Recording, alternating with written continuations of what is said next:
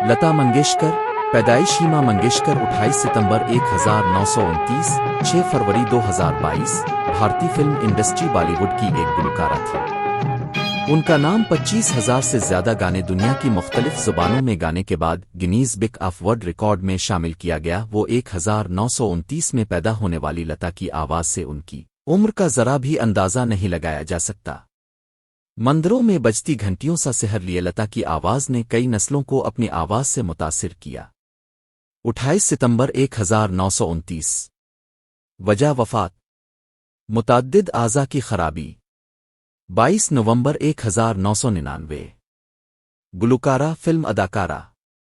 Legion of honour 2006, Bharat Ratna 2001, Padma Vibhushan 1999, Maharashtra Bhushan Ejaz 1997, कौमी film Ejaz बराए बेहतरीन पसपर्दा गुलकारा 1990, दादा साहेब फाल्के अवार्ड 1989, कौमी फिल्म एजाज बराए बेहतरीन पसपर्दा गुलकारा 1974, कौमी फिल्म एजाज बराए बेहतरीन पसपर्दा गुलकारा 1972, पद्म भूषण 1969। आज भी दिल तक उतर जाने वाली उनकी आवाज की खनक वही है जो 1947 में उनकी पहली हिंदी फिल्म अब की सेवा में थी। लता ने 1942 में अपने वालिद दीनानाथ मंगेशकर के इंतकाल के बाद बाकायदा गुलकारी शुरू कर दी थी। दीनानाथ की बेटियों में न सिर्फ लता ने सरों की दुनिया में मकबूलियत हासिल की बल्कि उनकी बहन आशा भोसले ने भी गुलकारी में अहम मकाम हासिल किया, और एक वक्त ऐसा भी आया कि दोनों बहनों की आवाज़ों ने भारतीय फिल्म इंडस्ट्री पर कब्जा कर लिया।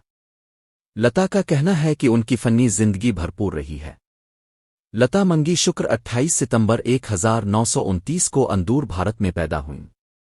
उनके वालिद दीनानाथ मंगेशकर भी गुलकार और अदाकार थे, चनांचे वो शुरू से ही गुलकारी की तरफ माइल थीं।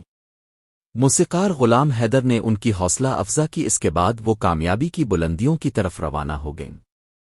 लता मंगेशकर 50,000 से जायद गाने गा चुकी हैं। वो 1974 से 1991 तक Guinness book of world record में रिकॉर्ड होल्डर के तौर पर शामिल रहे। बिक के मुताबिक वो दुनिया में सबसे ज्यादा गाने रिकॉर्ड कराने वाली गुलकारा है। लता को बेशुमार अवार्ड्स मिले। खुद उनका कहना है कि उनका सबसे बड़ा अवार्ड लोगों का प्यार है, लेकिन उनके पास भारत का सबसे बड़ा सिविलियन एजाज भारत रत्ना भी है। वो भारत की दूसरी गुलकारा हैं जिन्हें ये अवार्ड दिया गया है। 1974 में Guinness book of world records में इनका नाम